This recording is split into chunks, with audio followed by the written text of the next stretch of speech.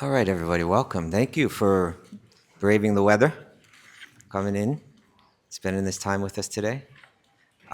We've been talking a lot past few days, I think past 3 days, about this gradation, about this progression, about this evolution from karma to jnana to bhakti, saying that we can see it in the literatures of Srila Vyasadeva. We've mentioned that you can see it in the different world spiritual traditions, the same progression. I could go into this more. We could go into even how it historically unfolds in the history of spirituality in India. We could talk about how it appears in the Vedic cosmology, that there's a realm of karma, there's a realm of jnana, there's a realm of bhakti. But really, the most important place that this plays out is within one's own life, in the life of the seeker. That it's common that a person may go through these different stages. I think I want to move on today, although everything that we're discussing is kind of growing out of this. I wanted to lay that foundation. But where I really wanted to go now is to go to Srila Vyasadeva, go back to Srila Vyasadeva. Where did we last leave him? Where was he? Physically. Anyone know? That was where he was emotionally. Physically, he's up here in the mountains, right? Up in the Himalayas, yeah. Emotionally, he was feeling a bit distraught. And he was having trouble putting his finger on it. But then his guru Narada came. Narada is this incredibly beautiful character. Let's see if we can pull that up somewhere. There he is. He's coming. He's coming just in time, right? If you read Mahabharata, if you read Ramayana, if you read the Puranas, you hear so much. He's mentioned in Bhagavad Gita, right? He's mentioned in Bhagavad Gita. At one time, Arjuna turns to Krishna and says, I understand who you are. You are the Pada Brahman. You are that supreme absolute truth. Everybody's told me this. You know, the great sages, Vyasa has told me this, Sita has told me this, Deva has told me this. Everybody knows this about you. And maybe not everybody, but I know this about you, he says. And all the great sages know this about Krishna, that he's that supreme Pada Brahman. So Narada comes and he speaks to Vyasa at this time. He's his guru. And he speaks to what Vyas had intuited, that perhaps the reason why I'm feeling incomplete, I'm feeling like something's not quite right, is because I haven't sufficiently glorified, I haven't sufficiently explained, illustrated the beauty, the glories of what he's called Bhagavat Dharma, of the Dharma to connect with Bhagavan, the absolute truth in the form of a person. He says that it's this yoga that is dearest to the Paramahamsas, to the great liberated, the greatest of liberated beings. And Narada, he's quite frank, you know, like he speaks some strong words that, yeah, you know, you've been, in one sense, are you satisfied with what you've done by all of your Vedic texts? You've made people think that the goal of life is to attain material boons, you know, through rituals and so on. Are you satisfied? And maybe that's why you're not satisfied, right? Because the way that you've written it, people might become confused. He also said you've given so much about liberation, about becoming free from that. But if you teach just liberation without describing the glories of the divine love, then there's no beauty in that. There's no glory in that. You can do more. And I'll share one verse that he shares. We could go into reading this whole chapter. You find this in the 5th chapter of the 1st canto of the Srimad Bhagavatam. So very early in the text, Vyasa is telling his own story, and we're hearing the instructions that he received from Narada.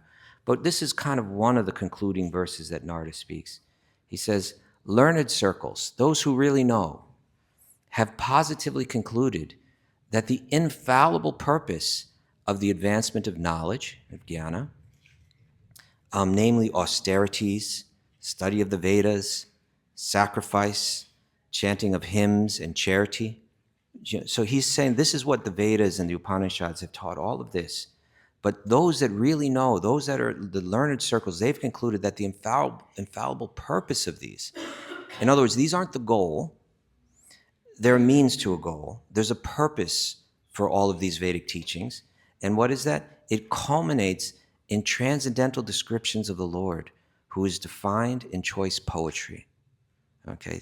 There's something so sacred and so beautiful that it can't just be described philosophically. It must be described philosophically, but to really see it, to get a vision of it, it requires poetry. And that's what therefore Vyas provides his most beautiful poetic work in the Srimad Bhagavatam, the text that now he's going to have to compose, right?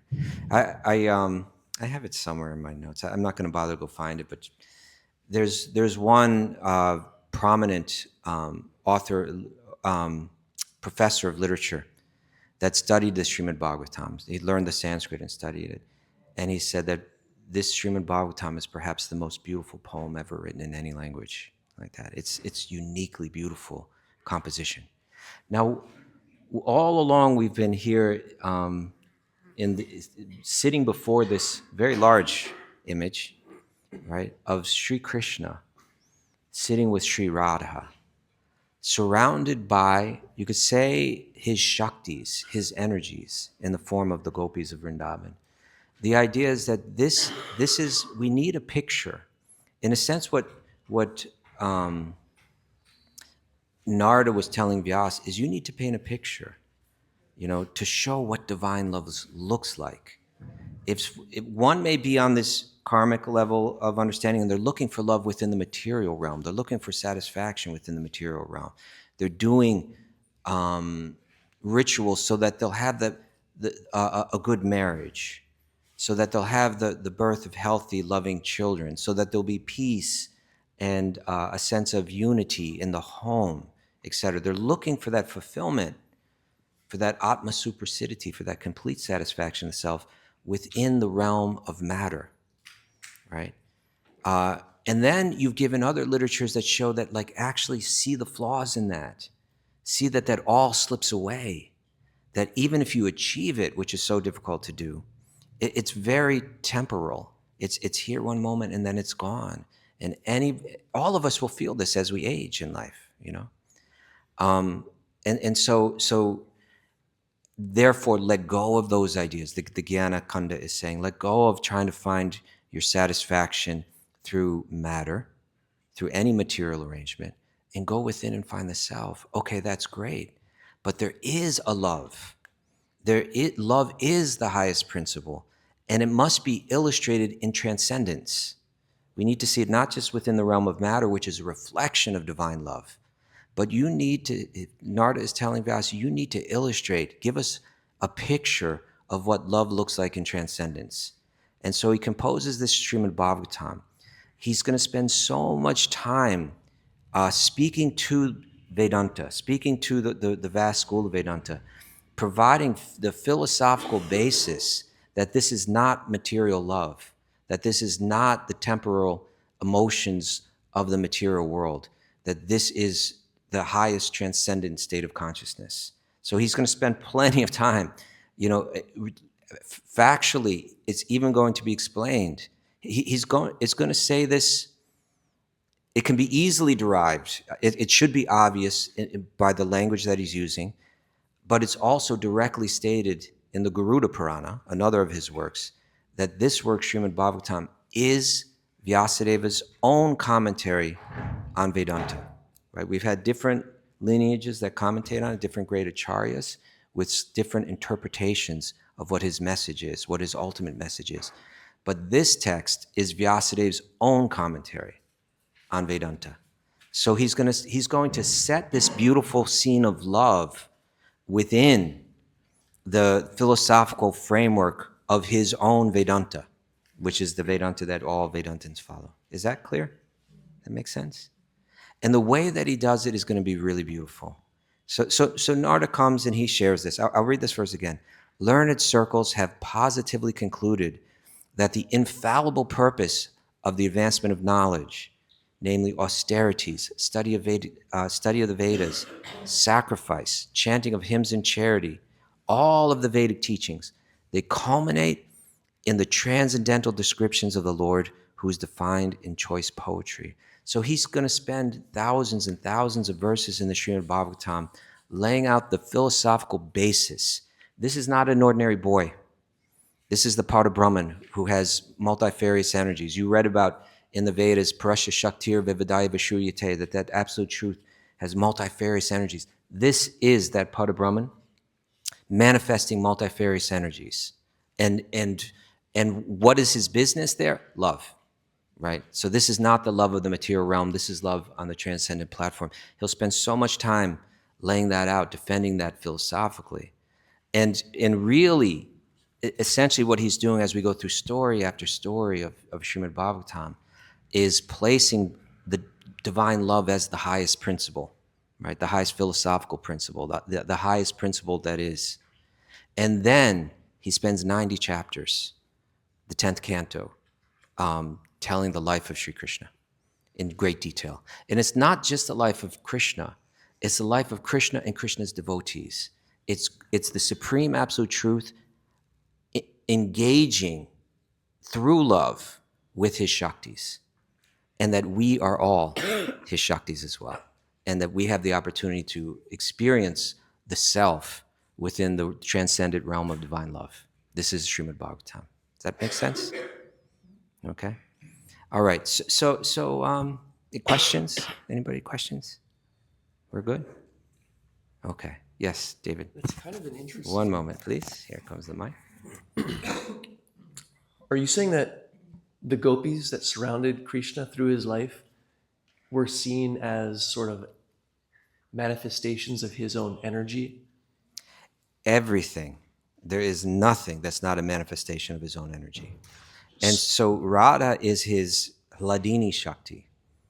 It is that potency, pleasure potency. It's that, how do we derive the highest pleasure in life? It's actually through love. And she is the personification of divine love. And the rest of the gopis are further extensions of that same potency. Krishna is made of this potency. It's one of his own energies. It expands as her, right? We are also made of Krishna's energy. And when we're blessed by that potency, it awakens in us. And we also can derive, this is subtle. And even this kind of thing, it has the potential to trigger, but if we really hear it and we really understand it and we really think about it. Let's go back to that, I think early in this series of talks, I think I referred to the biblical verse that it is more blessed to give than to receive, right? It is more blessed to give than to receive. And if we go into the actual original language of the Bible, whether it's Greek or Aramaic, or that came from, to really understand when it says blessed, one is more blessed, it really means one is more blessed with happiness. One is happier in giving than in receiving. And if we're refined human beings, we develop a sense of that. We begin to understand that. And so understanding Krishna and his Shaktis and the self being blessed by this Hladini Shakti, it means being blessed by Srimati Radharani. It means we can taste the pleasure of giving pleasure to the ultimate source of existence, to Sri Krishna. And that's where we find the highest pleasure, right? You become blessed by that pleasure potency, and you can taste the highest pleasure of giving pleasure to the origin of that potency, to Krishna. So in our fearful consciousness, we're thinking, I need to be the one that's being served. But in the free consciousness, it's like, no, I'm happiest when I'm serving, right? When it's driven by love, we find the greatest pleasure in serving the one that we love. And Krishna is not when we look at him sitting here, we don't say, well, who's that guy on the throne and why is he with all the girls? It's rather he sees that actually there is no greater pleasure than loving the center of all existence, having a heart full of that love. And he wants to understand that. He's saying, I'm actually in the least fortunate position because I'm the only one that can't understand what it's like to love the center of all existence, to love Sri Krishna. And so therefore, the theology gets still more esoteric. And he wants to understand Radha's love, and he comes to Sri Chaitanya. And Sri Chaitanya becomes the most fascinating avatar because it's Krishna feeling the love of Radha, not feeling her love towards him, but feeling what she feels. And that is the most intense love because she's the original origin of that, or she's the original Shakti. No one could feel that love more intense than her. Sri Chaitanya feels that love. And the flip side of the intensity of that love is compassion, the most intense form of compassion. And therefore he wants to give it. He wants to give that same love. He wants every living being to be able to experience it. And that's why Sri Chaitanya gives this Mahamantra. Because what is the Mahamantra? It's Radha and Krishna. Hare Krishna. That's Radha, Krishna, Radha, Krishna. Hare Rama. Who's Rama? It's also Krishna. Right? Hare Rama. It's Radha, Krishna, Radha, Krishna, Krishna, Krishna, Radha, Radha. Their love, one can understand their love. And one can be blessed by her potency through that mantra. So this is this is the deeper idea in bhakti. Thank you for that description. What your comment earlier about what Vyasudeva, your Vyasudeva's comment gave me this idea like we can see all the relationships around us as our energy. That's kind of what I was. Not exactly our energy, but we're all part of Krishna's energy. We're all part of the energy of the Absolute. So when we place ourselves in the center, that's where the conflict develops, right? The non-dualists, they can recognize we've got a problem in this world. We're always conflicting with each other, right? But there's too many centers. And so I want to be the one that's being served, and you want to be the one that's being served, and everybody wants to be the one that's being served. When we're in that fearful material consciousness, we conflict. But there is one origin, Nityo Nityanam, Chaitanas Chaitananam. This is Upanishads, that amongst the many, it's speaking right to the qualities of the Absolute Truth, and therefore the qualities of all that emanates from the Absolute Truth. What are the qualities of the Absolute Truth? It's eternal and conscious, right? It says actually Sat, Chit, and Ananda, but it mentions two here, Sat and Chit. Eternal, Nityo Nityanam. Amongst all the eternal beings, there's one eternal being. Chaitanas Chaitananam. Amongst all the conscious beings, there's one conscious being. Eko Bahunam Yo Vididati Kaman. The many are dependent on the one. So we don't see everyone in our circle as our energy.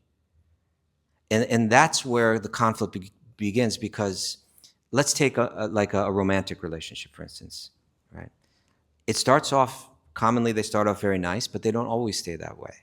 Because sometimes we're seeing this person needs to fulfill me. Whereas if rather than understanding, I need you to complete my happiness, or that you are mine, which is the basis of material consciousness, aham mameti, this is mine. Rather, we say we both belong to that origin, that absolute truth. We are both the energy of that absolute truth. And rather than me trying to engage you in the completion of myself, that you are my energy, rather we help each other understand, we serve each other in understanding our own nature as connected to the real ultimate center, the real origin of everything. Does that make sense? Yeah, I didn't really mean it as much in like a grasping sense, like you are mine, but like the way that I visualize Kaustuba, the way that I almost imaginally interact with Kaustuba is like this reflection of who I am, at the same time originating in that wider sense. So we're the same in quality, right? That I'm eternal, you are eternal. I'm conscious, you are conscious. I am by nature blissful, you're by nature blissful, because there's a oneness that connects us, because we're all just like two sparks from the same fire. They have the same quality. So there's that oneness, and we do need to understand that oneness. And then there's also distinction, that I'm always myself with my own individual will. You are always yourself with your own individual will. And that individual will becomes essential because there's no love without it.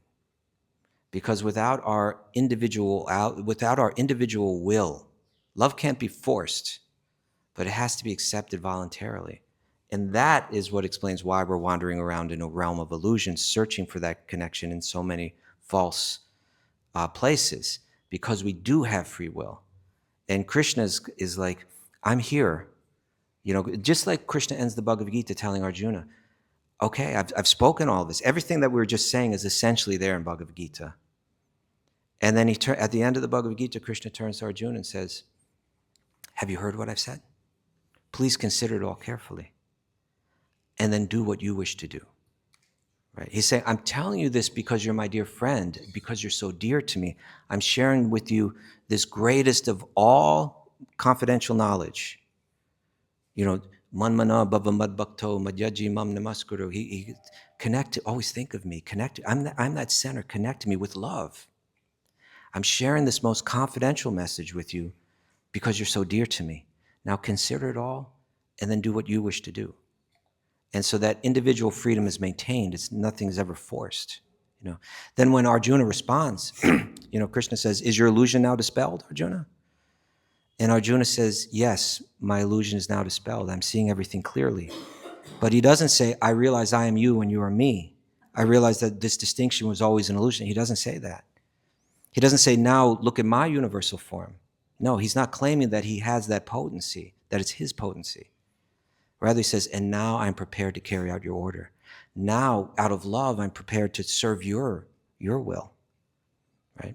And Krishna says, I'm ready to serve your will. It's love, but it's love facilitated by individual consciousness, individual free will. Is that okay? All right, thank you. Thank you. We have a question in the back.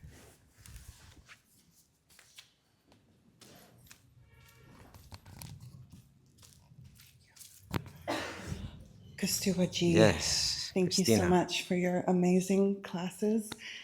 And please forgive me if this steers in a direction and let me know Okay. if it's. But I just feel like I want to ask about Shiva.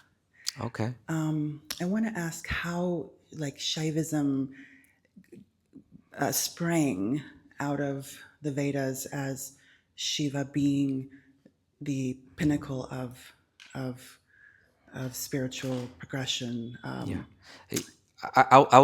answer this briefly if that's okay, because I don't want to get. I only have a few classes left, and there's still so Okay. much to do. Can I finish my two Yes. questions and then you can decide what or Okay. you're willing to even Yes, entertain I'm here? always willing to speak with you. Okay. Just if I we don't- have a limited I don't want time to go in too this far, class. but because we know Shiva is such a dear devotee of Krishna, of Yes. Narayan, and I just would love to hear your perspective on how the Bhakti Yogi sees Shiva. And one of the questions that I can't remember is how is Shiva like different from the other devas? He's the Mahadev. Yeah. But I remember hearing something about how he, like you can attain different stations of different demigods Yeah. But Shiva is not attainable because he's his own thing. Yeah. Could you help me out? with Yes. that, Yeah. please? In other words, Shiva is called Mahadeva, like the great Deva. He's in another category, another tattva. There's something called Shiva tattva. He's in his own category. Whereas the devas, in generally, they're jiva tattva. They're like us. They're in the category like us. And the roles that they play, they're like posts that they play. In other words, just like we have posts in a government, someone can be the secretary of this, and someone's the secretary of that, and someone's the president, and someone's the vice president. And those are roles. When we say president, it doesn't mean exactly a person. It's a post that different people fill. And similarly, when we say Surya, it's like that. Surya has a whole nother name of who he is, but Surya is the post, the god of the sun, right? Shiva is not like that. We can't become Shiva. Shiva is the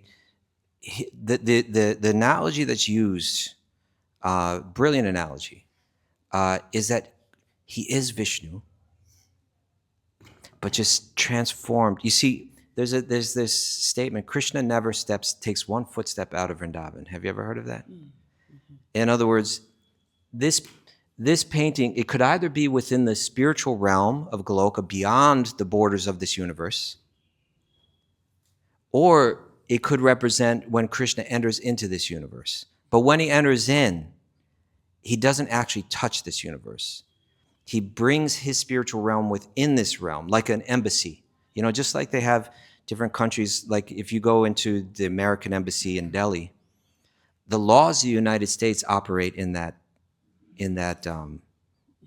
embassy, right? If you break an American law in that embassy, you can be held responsible for it in an American court, right? So the laws of that realm operate in the realm of India. When Krishna enters the material realm, first comes his embassy, which is non-different. It is his spiritual realm within here, and then he enters into it. He doesn't step foot. He never touches the material energy. He has no interest in it, and he has no business in it. Anything that needs to be carried out, he outsources. He outsources it to his own expansion, Vishnu. He outsources it to jivas playing the post of different devas. And Shiva is this very unique category. It's Krishna touching the material world.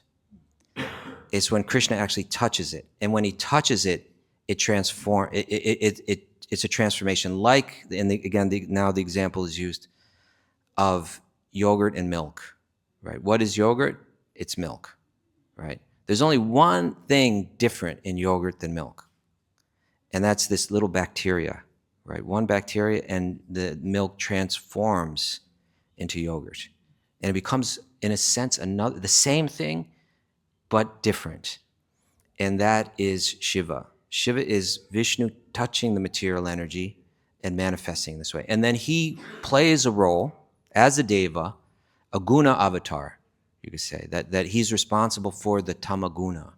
Not that he's controlled by it, but that it becomes his realm of influence, like that. So, but we see that you'll hear beautiful glorifications of Shiva in the Srimad Bhagavatam. And maybe one of the most, there's many, we could go through them all, and each one of them is worthy of whole seminars on. But perhaps one of the most telling ones is Shiva marries the daughter of Daksha.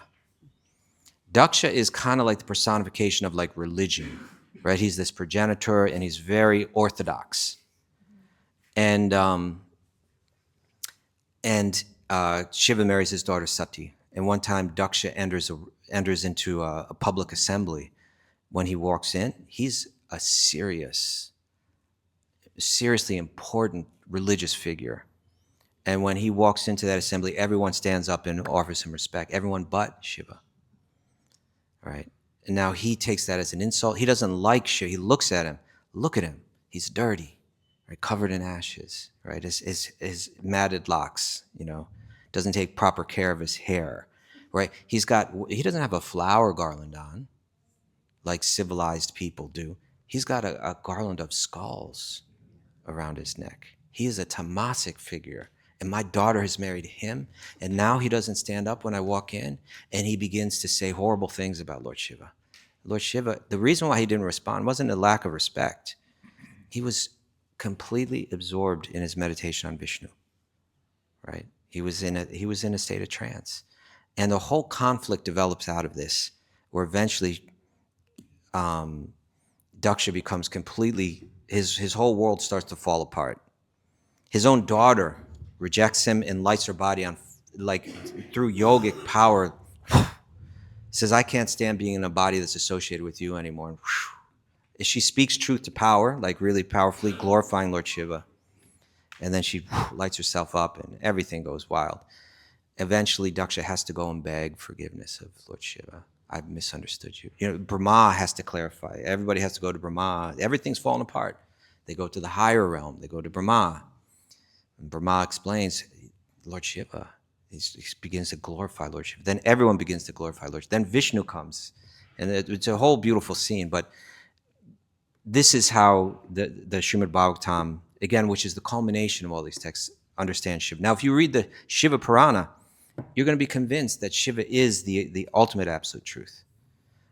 And we've explained a bit about how Vyasadeva is working in these texts, particularly, and I don't want to limit it to this, but I'm saying particularly if you have an attraction to the Tamaguna, you're going to find Shiva very attractive. And these texts are going to say, then go to him, then invest your heart in him. He's the greatest Vaishnava, so it'll be for your benefit. But ultimately, we see in Bhagavatam, Shiva is always meditating on Krishna. All right.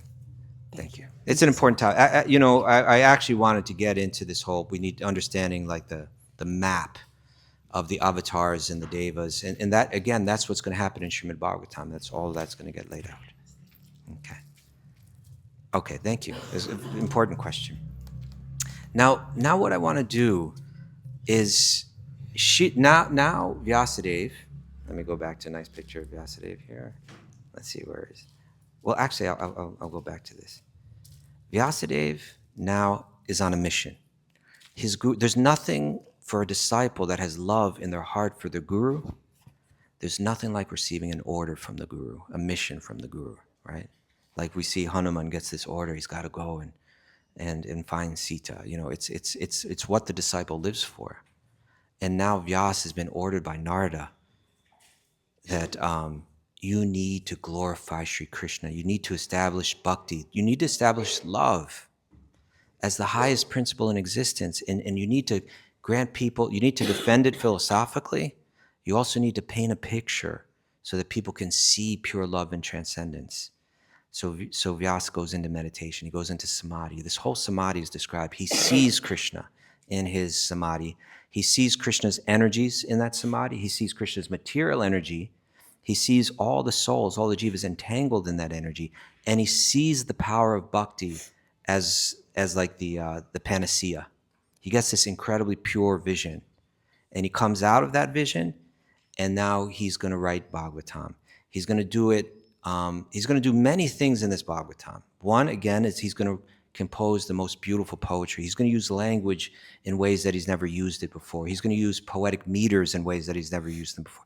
If you analyze the Srimad Bhagavatam, or it's also called Bhagavat Purana, with all the other Puranas, you're going to see, no, this work is on, a scholar looks at it and says it was written by someone else, right? But someone of the tradition says, no, this is, he wanted to do something special here. And so you're going to see he uses far more meters than in any of the other ones. It's a more sophisticated artistic work. It's also philosophically, it's much more systematic, where other Puranas are more like, more, let's say, disorganized collections of stories.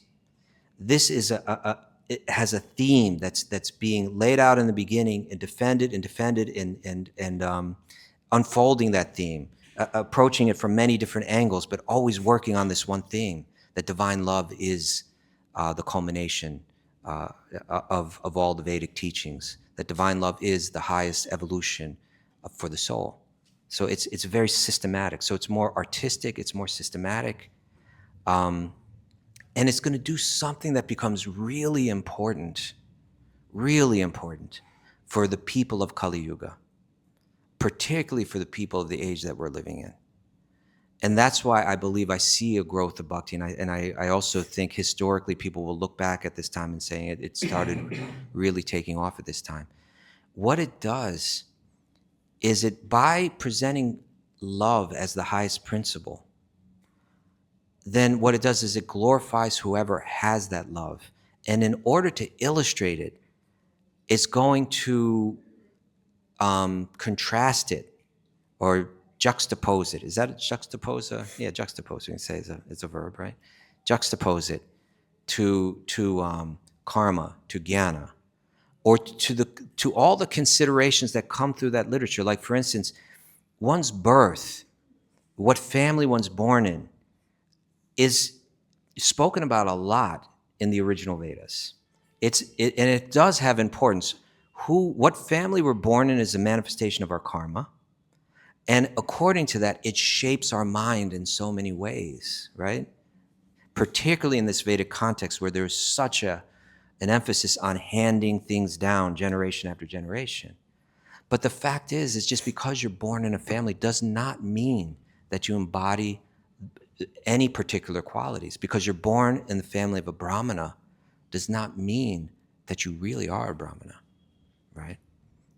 And so on. So what Bhagavatam does is it keeps flipping the standard traditional dharmic paradigms, right? Whether they have to do with gender, whether they have to do with age, whether they have to do with family or birth. And it's always going to show that bhakti is the highest principle. I'll give you a few examples. This is Indra. Indra is presented throughout. If you read about Indra in the original Vedas, he is a hero, right? He is the picture of exactly what you want to be in life, right? He in order to get the position of the king of the heavenly planets, you have to live an incredibly dharmic, many lifetimes of perfectly practicing dharma to ascend to this position. This is the number one materialist in the universe, right? He's blessed with power, with influence, with beauty. His desires are fulfilled, all opulences sexually, in terms of fame and prestige, and in terms of location, everything. He's got it all, right? So if you read about it if you read about him in the Vedas, he's going to appear to be like a model of excellence. Reverence is shown to him. Sacrifice is done on his behalf, so that one can be blessed to be more like him. When you read about him in Srimad Bhagavatam, it's a whole different picture. Yes, he is the servant of Vishnu, but with all kind of mixed material desires. And he becomes humiliated and confused and disturbed again and again and again. He's almost presented as the fool in Srimad Bhagavatam, and in the most striking ways. And this here, Indra slays Vitra, this painting right here, the first one. This is a fascinating thing. If you read, the story is told in the Vedas, and it's also told again in Srimad Bhagavatam. But when you look at it, it almost sounds like a completely different story. He's the hero in the Vedas. He slayed this horrible demoniac being, right? Vritra was born in the Asuric lineage, right? He was a threat to all of the devas, who are, by post, at least superficially, the servants of Vishnu and maintaining order and dharma within the universe. Vritra is a threat to all of that. And so he's slayed by the heroic Indra in the Vedas, and that's the picture that you get. When you come to Srimad Bhagavatam, you get such a more nuance. It's almost like the same story, just like you could read a story of, let's say, some historical event. I'm sorry to keep giving American things, but let's say like the American Revolution. This is the kind of stuff that I was given as a child, right? You hear the story of the American Revolution. Now you can read it in a child's book, and there's going to be the heroes and there's going to be the villains. King George is just a horrible villain, and George Washington is the great hero. And it's going to be given in simplistic, childish manner, maybe a truthful manner, but still in a simplistic way for children. If you study that in a university, you're going to get a much more nuanced presentation of it. Well, maybe George Washington owned slaves. Maybe he was this. Maybe he had political motives. Maybe he was, maybe it wasn't just for freedom that was his entire thing. Maybe King George was under different kind of political pressures, and he needed to behave the way. And maybe that's why he was taxing. So, you're going to get a different, more nuanced picture. When you read the story of Indra slaying Vritra in the Srimad Bhagavatam, it's very fascinating, because Vritra is born in the family of the demons for the very purpose of creating universal trouble for the devas, right? And Indra becomes embarrassed and humiliated and confused from beginning to end in this pastime, right? The whole reason, if we go back, the whole thing starts with Indra has a priest. The devas need a priest to do the karmic rituals properly if they're going to maintain their power and influence, right? And they're like, and we do this on behalf of Vishnu. We're doing it for the right motive. And that's true, although that motive is mixed with their own desires to maintain their positions, right? And they have a young priest, Brahmin priest, who's really effective. They can tell he's got the Shakti. He knows how to do the rituals.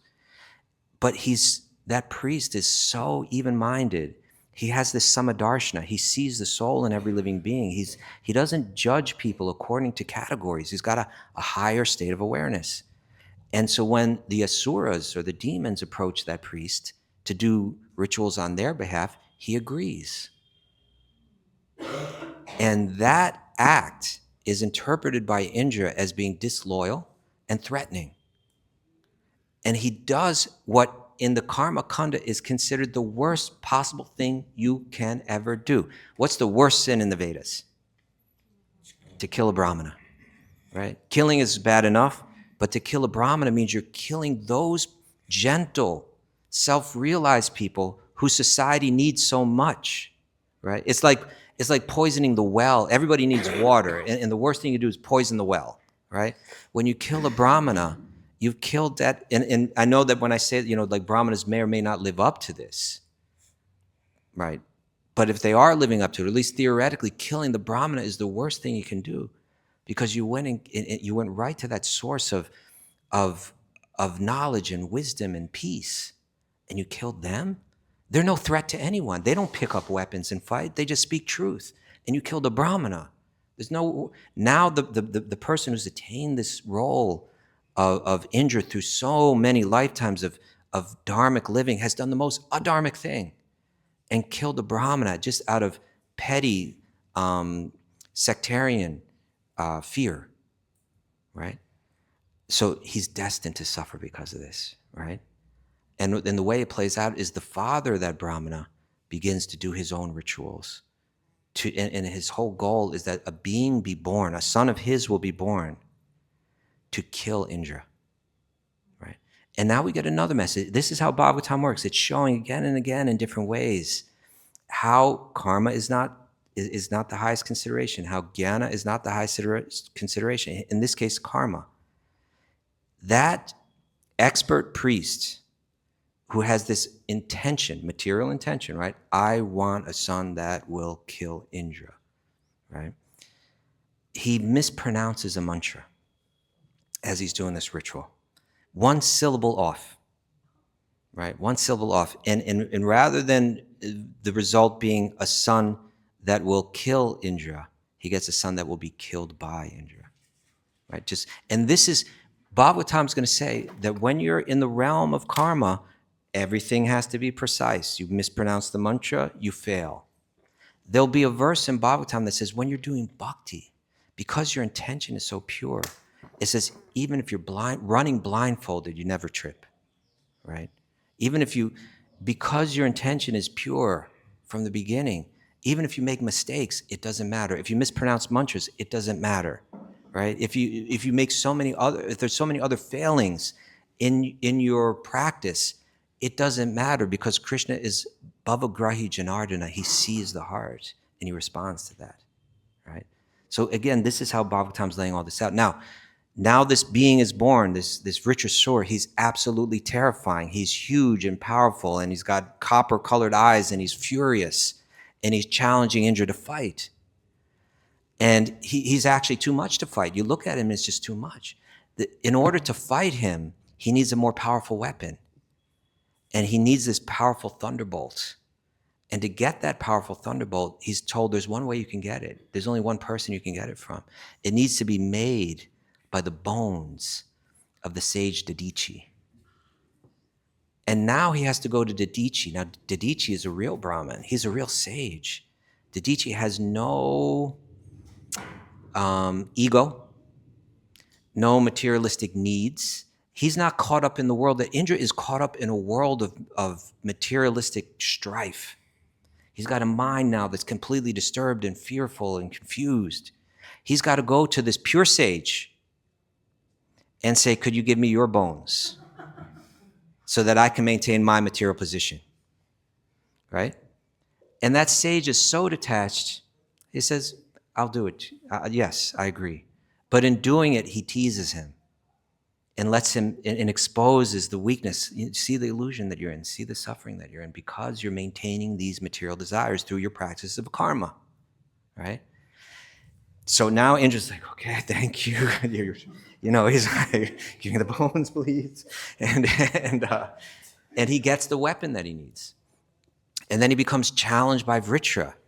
This story is so important. There's so much told in Bhagavatam, but in some Puranas, when it talks about Bhagavad Purana, it says, which tells the story of Vritra, right? Because it exposes all this so clearly. Eventually what happens is He's fearful of fighting Vritra. And Vritra's saying, come on, be a hero. Kill me, fight with me. You're attached to your material position. You're fighting me because you want to maintain your position as the king of the heavens. You can have it. I don't even want it. I'm not afraid to die. I'm happy to die.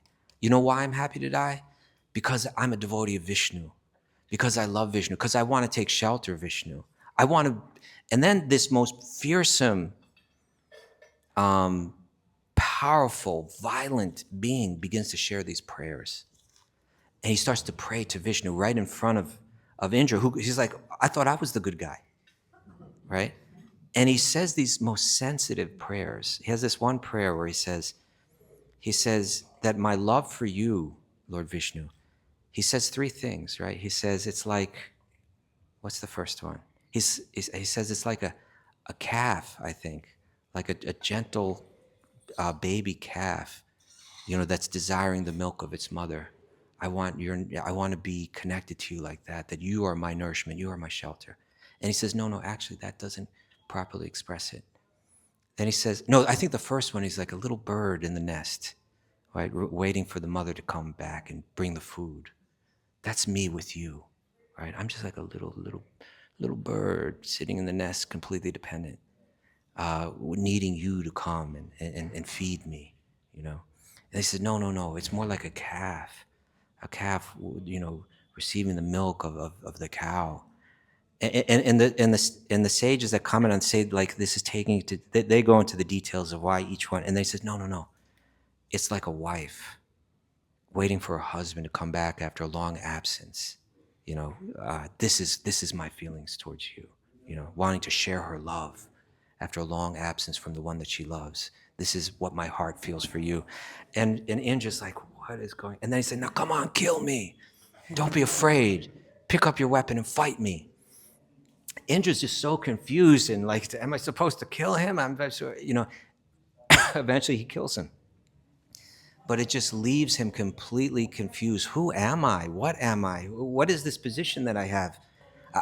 He's the person with the most successful materialist is left embarrassed and confused and distraught.